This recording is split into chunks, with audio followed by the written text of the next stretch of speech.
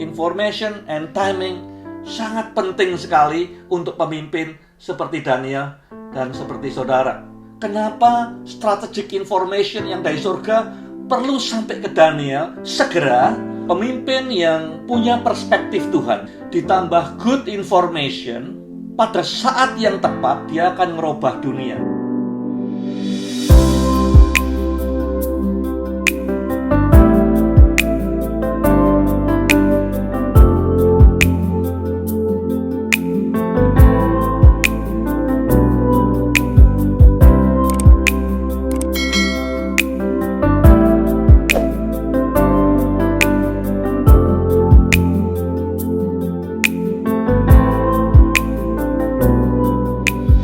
Sebelum saya masuk Daniel 10, ada 5 poin yang saya ingin sampaikan. Yang pertama, dikatakan di ayat yang pertama, ini pendahuluan, kejadian Daniel 10 ini pada tahun ketiga pemerintahan Raja Kores.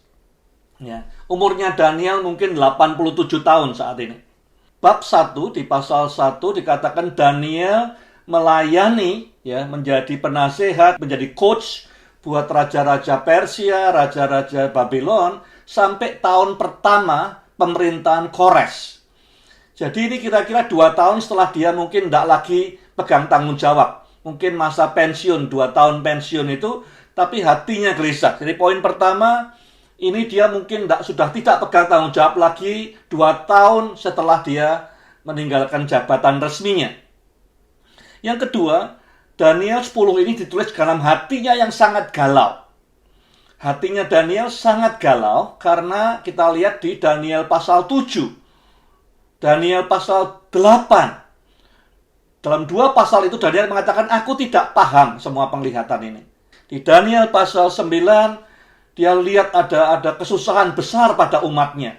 Anguish, sedih, berduka. Itu suasana hatinya Daniel di bab 10. Yang ketiga dikatakan bahwa Daniel saat kejadian ini berada di tepi sungai Tigris.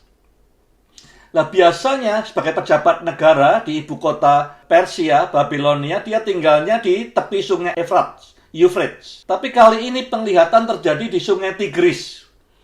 Nah, dugaan saya dia memang sengaja ambil waktu solitude, cari Tuhan, menyendiri karena kesusahan yang dia alami hari-hari itu.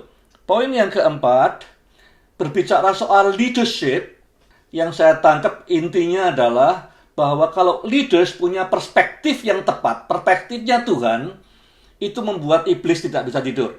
Dia tidak bisa istirahat. Ya, jadi bagaimana perspektifnya Tuhan disampaikan kepada tiap pemimpin. Yang kelima, Daniel ini, pasal 10 ini luar biasa, karena ini satu di antara 2 di mana kita manusia fana bisa melihat ada window kecil, jendela kecil untuk melihat dunia yang tidak kelihatan. Apa yang terjadi di dunia yang tidak kelihatan? Dunianya para malaikat itu dibuka sedikit windownya di Daniel pasal 10 ini. Jadi buat saya mempelajari Daniel 10 itu luar biasa. Karena di pasal lain di Alkitab ini nggak ada, kita bisa ngintip sedikit di dunia yang tidak kelihatan ini. Saya akan mulai pembahasan Daniel.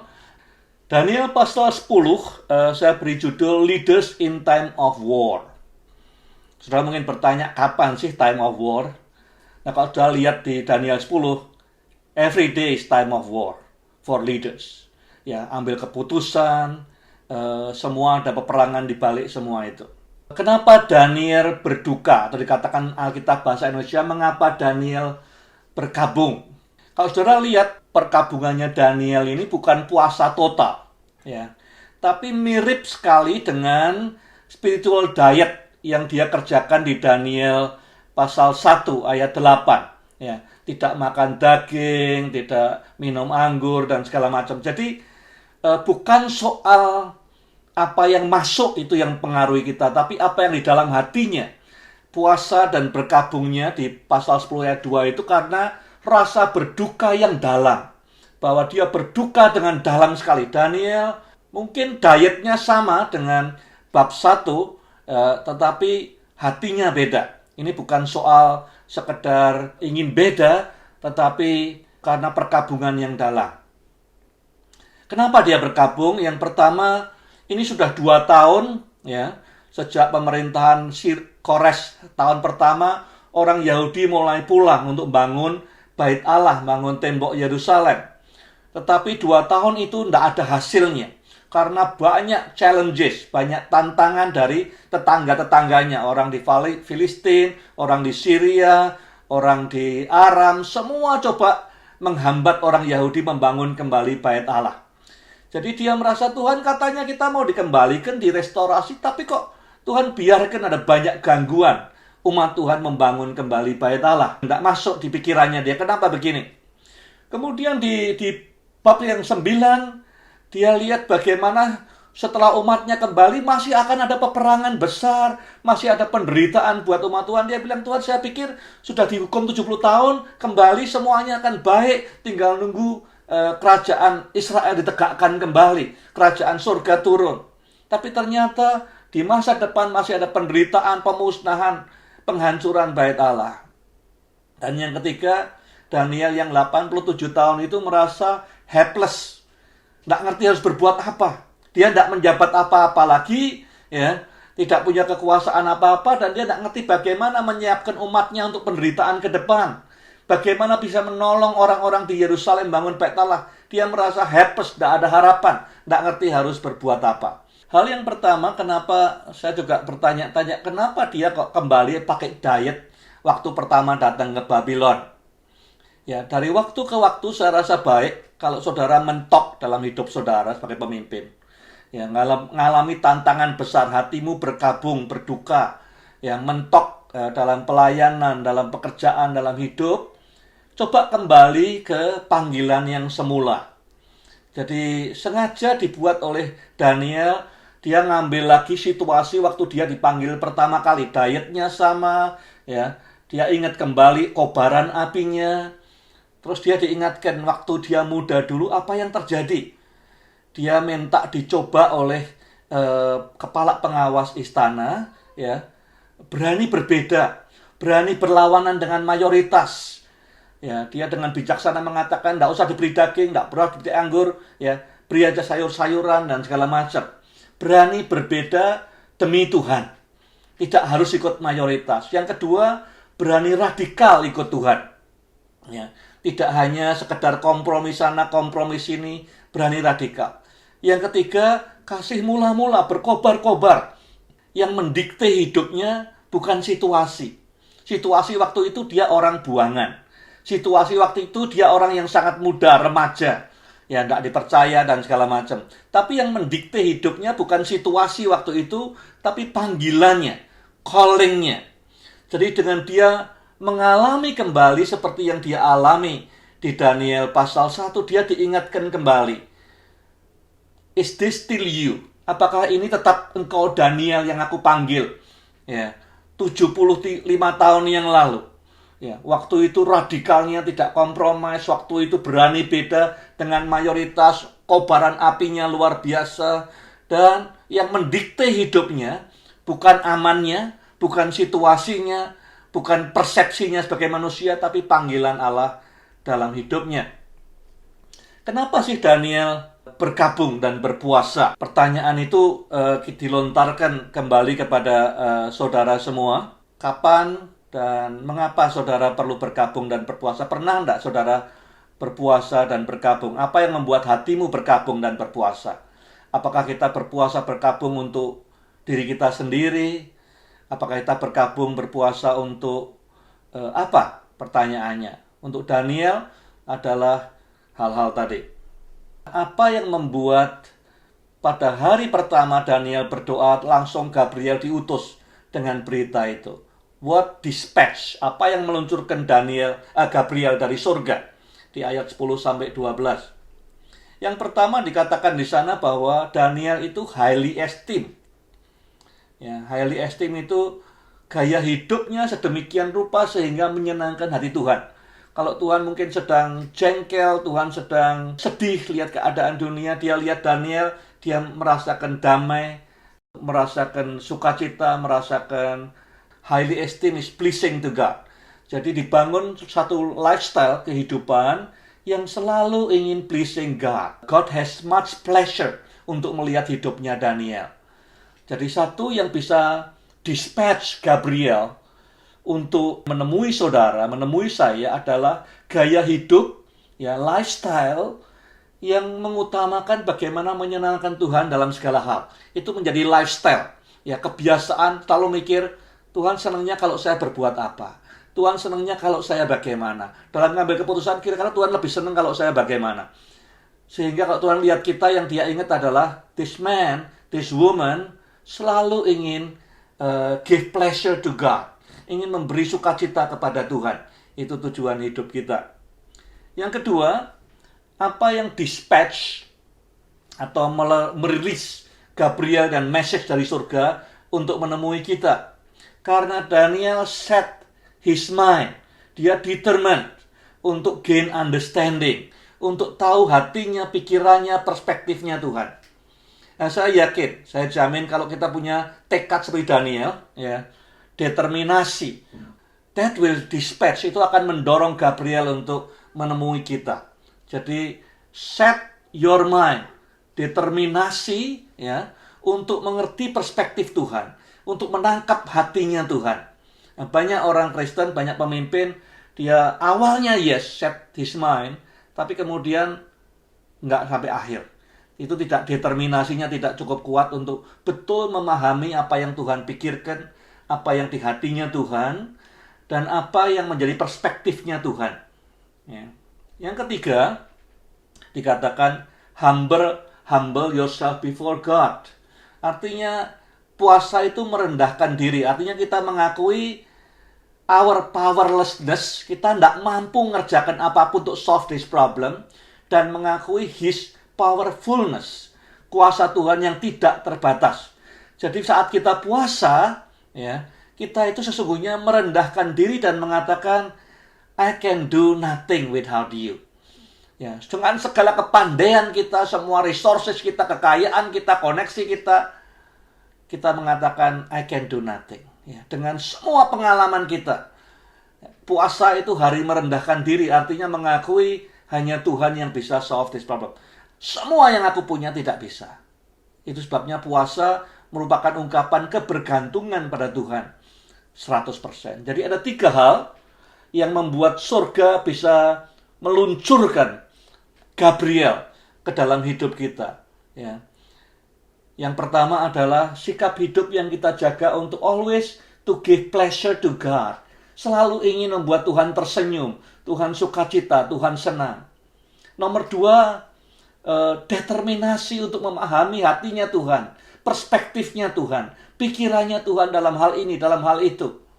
Yang ketiga adalah merendahkan diri, mengakui dengan sungguh, dengan semua pengalaman, pengetahuan, gelar, kekayaan, koneksi, aku tidak akan mampu memecahkan hal ini. Helpless, tidak bisa. Hanya Tuhan yang bisa. Jadi kita perlu bergantung 100%. The power of timely information. Kenapa kok surga berkata pada hari pertama, Daniel berdoa langsung didispatch Gabriel dengan message-nya. Why is it important untuk segera sampai ke Daniel? Dan kenapa setan, ya, Prince of Persia, bekerja sekuat tenaga untuk menghambat informasi sampai ke tangan pemimpin seperti Daniel, seperti saudara. Jadi pertanyaannya, why? Kenapa strategic information yang dari surga perlu sampai ke Daniel segera? Hari pertama dikatakan Daniel berdoa, Tuhan langsung bergerak. Yang kedua, ya, kenapa setan, apa dia tahu doanya Daniel? Kenapa setan berusaha memblok Gabriel habis-habisan? Sampai 21 hari Gabriel tertahan. Jadi timing is very important. Information is very important. Ya, information and timing sangat penting sekali untuk pemimpin seperti Daniel dan seperti saudara. Tujuannya apa? Buat saya begini, pemimpin yang punya perspektif Tuhan seperti Daniel, yang ingin terus memahami hatinya Tuhan, ditambah good information, pada saat yang tepat dia akan merubah dunia, dia akan menggoncang dunia. Jadi ada 3 unsur yang penting. Satu adalah great leaders with God's perspective. Pemimpin seperti Daniel, seperti saudara, dengan perspektif ilahi senantiasa melihat persoalan dengan perspektif ilahi. Yang kedua, informasi yang dari surga. Kalau di sekitar kita ada pemimpin-pemimpin yang bagus, pendeta, saudara, teman pelayanan, tapi dia tidak dapat informasi yang penting dari surga, dia kurang bisa menggoncang dunia. Perlu informasi yang dari surga penting. Orang-orang seringkali di riset berkata, data is your friend. Saya katakan data is not your friend. Only good data is your friend. Hoax itu bukan teman yang baik. Ya, informasi yang setengah-setengah tidak baik, tapi informasi yang dari surga yang dibawa Gabriel perlu sampai ke pemimpin-pemimpin dengan hatinya Daniel. Dan yang ketiga, harus timely. Ya, makanya segera Tuhan dispatch. Walau tertunda 3 minggu, tapi kemudian sampai ke tangannya Daniel. Kalau ada 3 hal itu, setan tidak bisa istirahat. Ya, setan tidak bisa istirahat karena lihat pemimpin yang punya perspektif Tuhan, punya informasi surga, dan tahu waktu yang tepat. Time is the essence of everything. Yang kedua, menolong Daniel untuk bisa mengambil keputusan berkaitan dengan bagaimana menggunakan sisa hidupnya. Daniel sudah 87 tahun. Dia mungkin berpikir sudah waktunya istirahat. Orang sekitarnya berpikir begitu, tapi bukan Tuhan. Buat Tuhan, selama kita hidup di dunia, setiap menit, setiap jam, setiap hari is very important. Apalagi untuk pemimpin seperti Daniel, seperti saudara. Setiap menit bisa menggoncang dunia, setiap jam bisa menggoncang dunia, setiap hari bisa menggoncang dunia. Jadi walaupun Daniel sudah 87 tahun atau 88 tahun, dia tidak berpikir pensiun, tidak berpikir istirahat, ya. Dan Tuhan melihatnya bahwa setiap harinya is significant. Itu sebabnya hari pertama dia mulai set his mind, surga langsung meluncurkan Gabriel. Karena tiap hari counts, tiap bulan counts, tiap jam counts. Buat Tuhan, pemimpin seperti yang punya hati seperti Daniel, ya, tiap menitnya, tiap jamnya itu count. Jadi kalau kita bisa menempatkan memakai sepatunya Daniel, walaupun kita sudah 70 tahun, 75 tahun, 80 tahun, atau 40 tahun sekalipun, ya, Tuhan menghargai tiap menit, tiap jam, tiap hari. Ya, itu sebabnya timing is the essence. Keputusan yang kita ambil berdasarkan informasi yang baik dari surga. Itu yang membuat kita bisa invest dengan baik umur berapapun kita. Bahkan Daniel yang 87 tahun sekalipun. Yang ketiga, kenapa Tuhan segera dispatch ke Daniel? Karena rencana Tuhan selalu sama, dia memakai manusia.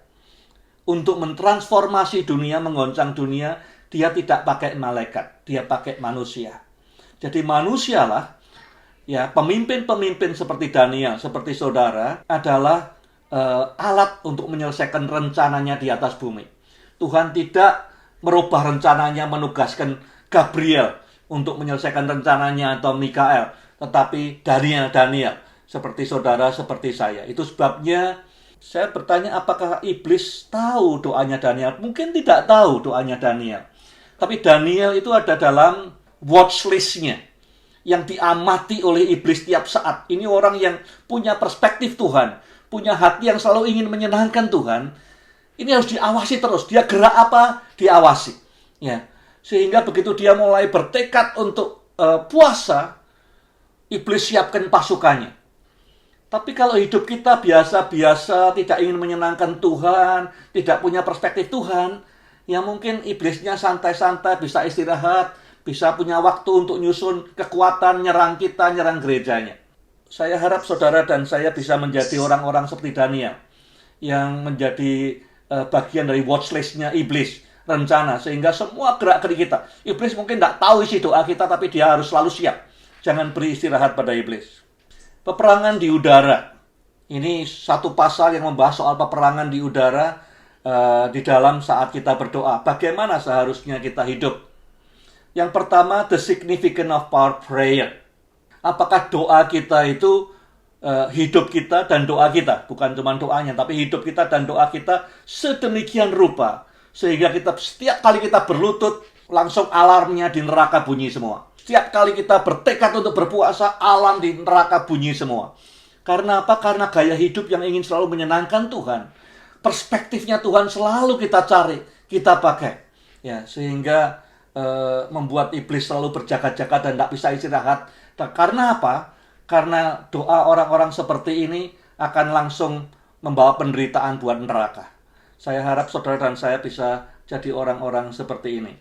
Apakah saudara juga sangat ingin memahami perspektif Tuhan seperti Daniel? Perspektif Tuhan ini sangat penting dalam segala hal.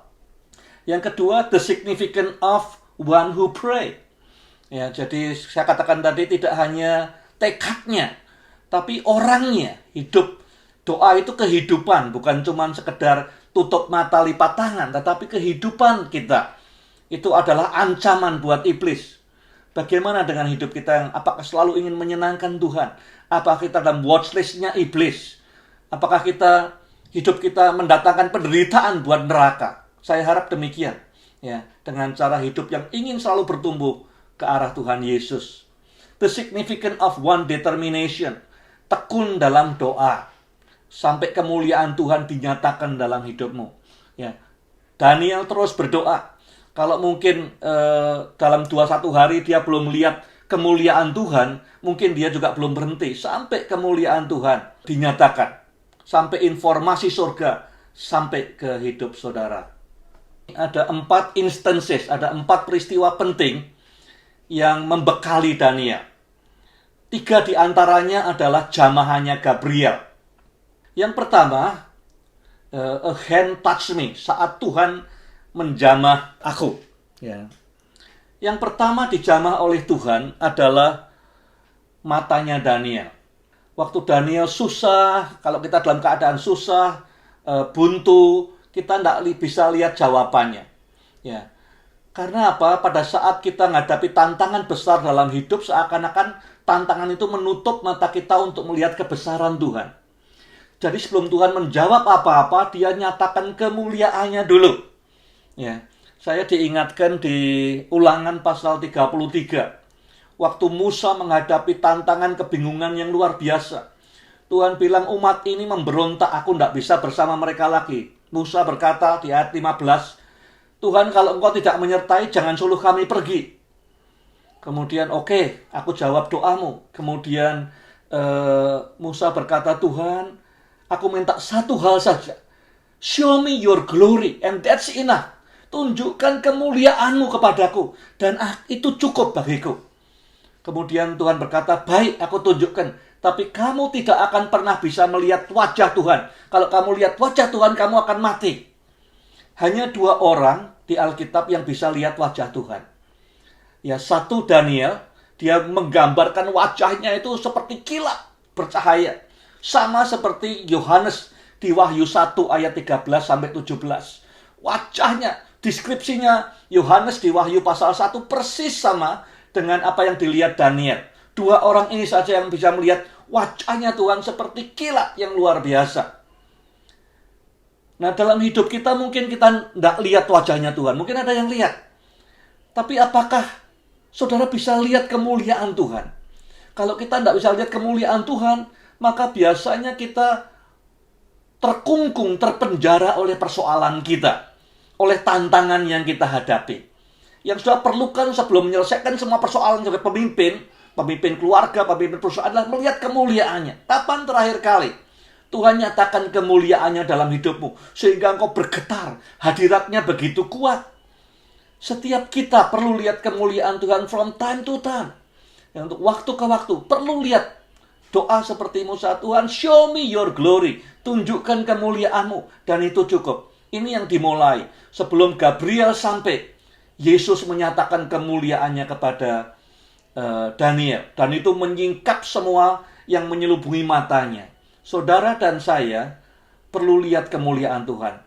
Dengan itu kita tahu who he is. Kalau kita tahu dia siapa, ya, maka kita tahu kita ini siapa. Yang kedua, kemudian Gabriel, ini bukan Tuhan, tapi Gabriel lihat gemetarnya karena hadirat Tuhan yang kuat, melihat kemuliaan Tuhan. Kemudian Gabriel mulai menjamah dia dan berkata, berdiri, terimalah kekuatan. dan terimalah pemahaman akan informasi ini. Jadi diberi pemahaman, diberi kekuatan untuk berdiri. Itu jamahan pertama Gabriel. Ya, be strong, ditopang untuk bisa berdiri dalam hadirat Tuhan. Yang ketiga, berikutnya dikatakan ayat 15, dia tidak bisa ngomong, speechless, keluh mulutnya. Dijamah lagi mulutnya oleh Gabriel. Kemudian Daniel mulai bisa berbicara. Fulfill his plan through your mouth, through your lips, through your tongue. Berbicaralah. Ya, yang pertama, kamu harus berdiri, kuat, teguh. Yang kedua, berbicaralah. Dan yang ketiga, waktu itu Daniel berkata, aku susah, helpless, anguish, berduka. Ayat 17-18. Menderita badannya, kemudian dijamah sekali lagi oleh Gabriel. Jadilah kuat, filled with hope, penuh dengan energi. Jadi jamahan yang pertama memberi kekuatan, kakinya bisa tegak, diberi pemahaman, diberi perspektif. Jamahan kedua, mulutnya menjadi alat di tangan Tuhan untuk berbicara. Jamahan yang ketiga adalah memberi dia energi untuk moving forward. Ya, tadinya mungkin dia berhenti, sekarang bisa bergerak lagi untuk moving forward lagi. Kapan terakhir kali saudara melihat Tuhan dalam segala kemuliaannya? Saudara pas berdoa, saudara pas berpuasa, saudara pas pelayanan, hadiratnya kuat, saudara merasakan kemuliaan yang luar biasa. Kapan terakhir kali? Kita butuh ini. Ya. Show me your glory and that's enough for me. Kapan terakhir kali saudara melihat kemuliaannya? Who he is membuat segalanya menjadi kecil. Kapan terakhir kali merasakan jamahan tangannya yang luar biasa? Tidak ada orang dalam hidup saya yang bisa menjamah hidup saya seperti kalau Yesus menjamah hidup saya. Jamahannya itu lain, luar biasa. Tidak ada. There is no other people that can touch my life like he does.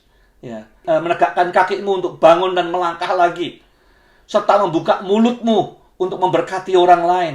Membangun harapan dan kekuatan bagi dirimu dan orang di sekitarmu.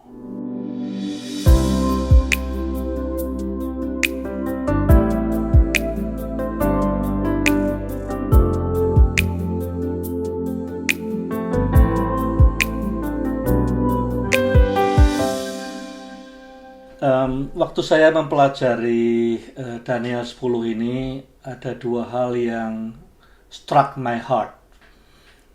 Kayak petir gitu. Yang pertama, kalimat singkat tentang pada hari pertama kamu set your mind, God react, God respond.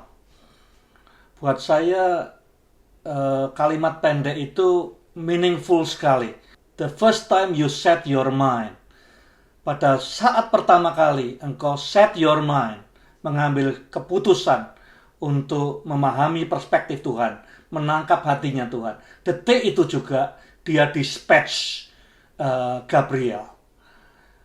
Nah, saya lihat bagaimana Tuhan value hari-hari saya. Daniel sudah 87 tahun, mungkin tidak tahu berapa tahun lagi dia akan hidup, but God value every day yang dilewati Daniel, it can make a difference. Saya mulai melihat berbeda. God value tahun-tahun yang akan kita lewati juga. Begitu berharganya waktu kita. Dan kadang saya merasa saya tidak menghargai waktu saya lebih daripada Tuhan menghargai waktu saya. Hal pertama yang strike my mind di pasal 10. Yang kedua, mungkin kita tidak lihat dengan mata kita kemuliaan Tuhan. Tapi apakah kita bisa melihat kemuliaannya dengan mata rohani kita? Ya, saya harap ke depan makin kita mendalami firman ini, kita ditanya seperti ini, berkata, oh ya terakhir kali Tuhan jamah saya adalah 3 tahun lalu, 5 tahun lalu, 20 tahun lalu. That's sad story. Minggu yang lalu, we need jamahan Tuhan. Bukan setahun sekali, bukan 5 tahun sekali, we need jamahan tangan Tuhan. Untuk membuat kaki kita bisa melangkah lagi, mulut kita bisa terbuka dengan berani, energi bergerak dengan berkobar-kobar. Kita perlu punya kerinduan seperti Musa. Show me your glory. Mungkin bukan dengan mata rohani kita, tapi hadiratnya yang luar biasa, yang buat kita gemetaran. Itu yang pasal 10 berbicara secara khusus dalam hidup saya. Saya akan bahas tentang Michael. Ya, minggu lalu kita bicara soal Gabriel. Gabriel muncul 4 kali di Alkitab. Mikael muncul 5 kali di Alkitab. Kalau Gabriel dikatakan dia ngomong dengan kita, Mikael tidak pernah diceritakan ngomong apa-apa. Ya, dia tidak menceritakan, tidak memperkenalkan diri, ya, tidak berkomunikasi langsung dengan kita. Tapi Mikael muncul 5 kali di Alkitab. 2 di Daniel pasal 10, 1 di Daniel pasal 12, 1 di Yudas ayat 9, 1 lagi di Wahyu pasal 12. Nah, Mikael itu artinya suatu pernyataan who is like God. Jadi ada suatu cerita turun-temurun, tradisi, bukan di Alkitab tapi tradisional, yang diturunkan turun-temurun. Dikatakan waktu itu di surga Lucifer ingin jadi seperti Allah. Itu sebabnya dia dilempar ke bumi. Lucifer men-challenge Tuhan, men-challenge Allah dengan berkata, I want to be like God. Terus dihadapi oleh Mikael yang tidak usah ngomong, tapi namanya saja merupakan bantahan yang mengalahkan Lucifer. Namanya Mikael artinya who is like God. There is no one like God. Artinya semua klaimnya Lucifer habis tanpa Mikael buka mulut. Cukup dengan namanya, cukup dengan identitasnya, cukup dengan kepribadiannya, cukup dengan hidupnya. Tanpa Mikael buka mulut, Lucifer tumbang. Karena namanya, hidupnya sehari-hari adalah satu pernyataan. Tidak ada yang lain yang seperti Allah. Hanya Allah satu-satunya. Who is like God? Orang bertanya kepada saya, siapa yang paling tinggi di surga? Apakah Lucifer, apakah Mikael, apakah Gabriel? Pertanyaannya keliru. Ya. Karena Mikael nggak pernah bicara soal kedudukannya, soal namanya, soal kekuasaannya, soal suksesnya. Kita sebentar mau belajar leadership dari Mikael. Disebut di dalam Daniel ini, bahasa Inggrisnya chief, salah ejaan chieftain, artinya chief itu kepala, kapten gitu kira-kira. Dia adalah pemimpinmu, dikatakan di Daniel 10:21. Pemimpinmu atau pelindungmu, pemimpin yang melindungimu. Jadi yang pertama muncul di 10:13 dikatakan dia turun menghadapi Raja Persia, menggantikan Gabriel yang ditahan bertempur dengan kuasa kegelapan. Kemudian tanpa bicara apa-apa, Mikael datang dan berkata pada Gabriel, Gabriel, selesaikan panggilanmu, biar aku hadapi raja-raja iblis ini, Raja Persia ini. Jadi kemunculan pertama dia berkata, Gabriel, fulfill your calling. Let me face the enemy. Dia tidak ngomong apa-apa, tapi tindakannya ngomong begitu. Ya. Yang kedua, dikatakan di Daniel 10:21, Gabriel berkata, hanya aku dan Mikael yang bertahan melawan musuh, membela orang-orang percaya. Jadi mereka ini seperti teammate. Ya. Poin pertama adalah cara kepemimpinannya Mikael gimana? Bukan siapa yang lebih tinggi, bukan. Pertanyaannya adalah siapa yang lebih penting di kerajaan surga. Mikael merasa, Gabriel, panggilanmu lebih penting. Biar aku tanggung perang ini, kamu selesaikan panggilanmu. Dan dari pernyataannya itu dia juga berkata, Daniel, panggilanmu lebih penting. Biar aku yang perang, kamu selesaikan panggilanmu di bumi. Dan kedua, cara kepemimpinannya Mikael bukan soal siapa yang lebih besar. Tapi Gabriel mengatakan, Mikael ini adalah teammate, teman satu tim yang dapat diandalkan. Pada saat semua lari, Mikael tetap bersama saya. Dan kami berdua cukup untuk menghadapi semua musuhnya. Yang ketiga, kita lihat di Daniel 12, di sana dikatakan pada zaman sulit nanti, Gabriel memberi jaminan percaya, Mikael sudah siap untuk hadir di masa-masa sulit, menggantikan kita berperang. Di Yudas pasal 9 juga dikatakan bahwa antara iblis dengan surga berebut tubuhnya Musa, tapi etikanya Mikael luar biasa, dia tidak terbawa emosi tapi tetap berperang dengan baik. Dan di Wahyu 12 ini luar biasa. Itu cerita tentang gereja yang sedang dikandung, mempelai Kristus yang sedang dikandung, kemudian diasingkan ke padang gurun. Mikael berperang dengan naga untuk memberi space, memberi waktu kepada gereja Tuhan menyelesaikan panggilannya.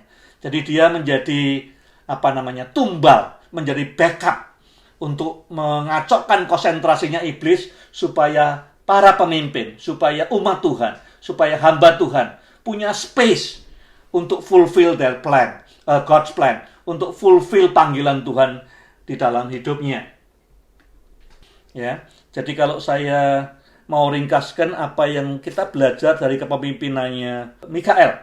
Yang pertama, dari hidupnya sehari-hari sebagai pemimpin, dia merasa, Gabriel, panggilanmu itu lebih penting dari panggilanku.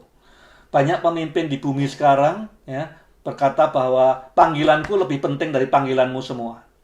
Tapi Mikael tidak, panggilanmu lebih penting. Biar aku yang menghadapi Raja Persia, kamu fulfill your calling. When was the last time kita berkata pada orang di sekitar kita, tim kita, anggota kita, anak buah kita, karyawan kita, anak kita, istri kita, your calling is very important. Let me face the enemy. You fulfill your calling. Itu stylenya pertama Mikael. Yang kedua, dikatakan Mikael itu your leaders, Daniel leaders. Ya, dikatakan oleh Gabriel. Mikael, your leader. Ya, dia yang bersama aku berperang melawan kuasa kegelapan. Jadi Mikael sebagai leader ngomong ke Daniel, your calling is very important. Let me do the hard thing. Let me do the fighting. Let me do the war, the battle, supaya kamu bisa fulfill your plan. Pada saat kita bisa mengerjakan panggilan Tuhan dalam hidup kita untuk memimpin dengan baik, mengerjakan misi Tuhan, menghadirkan kerajaan Allah, di sana Mikael berperang ganti kita. Yang ketiga, gaya kepemimpinannya Mikael adalah seperti di Wahyu 12, dia distract setan, iblis, kuasa kegelapan. Supaya apa? Supaya gerejanya, saudara dan saya, para pemimpin punya space. Dia create space, create time buat kita. Supaya kita bisa membuat dampak dan berbuah di dunia ini. So, kesempatan untuk berbuah setiap hari, kesempatan untuk memberkati orang setiap hari is not free. Dibayar oleh Mikael di dunia yang tidak kelihatan dengan dia bertempur. Waktu yang kita punya, ya, saudara tidak tahu, belum tentu orang yang 75 tahun lebih sedikit waktunya daripada yang 40 tahun. Kita bisa ngadep Tuhan kapan saja. Tapi waktu yang kita jalani setiap hari untuk kita bisa berbuah, melayani, bertumbuh ke arah Kristus, itu bukan gratis. Ada Mikael di sana yang mencoba nyetop dragon, mencoba stop musuh-musuh kita, supaya kita punya space, punya time untuk memuliakan Tuhan di bumi ini. Don't take it lightly. Ya. Nah, terakhir di ayat yang ke-21 pasal 10. Pertanyaannya Gabriel, kalimat terakhir, tahukah engkau mengapa aku datang?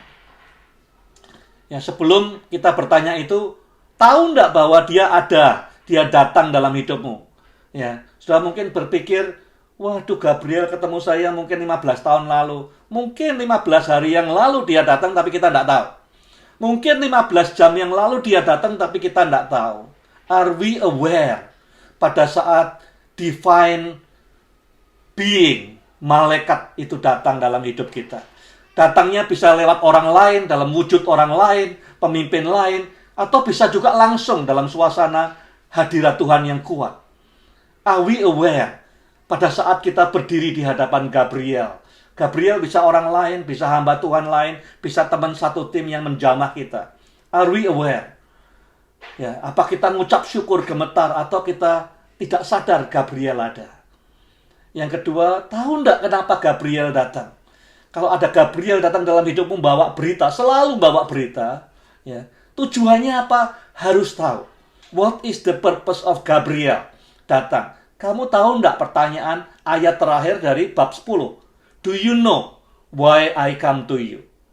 Dan yang berikutnya, tahukah engkau untuk maksud apa aku datang ke sini? What is your response kalau Gabriel datang?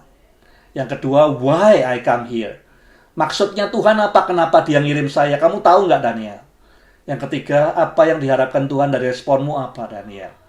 Tahu apa tidak?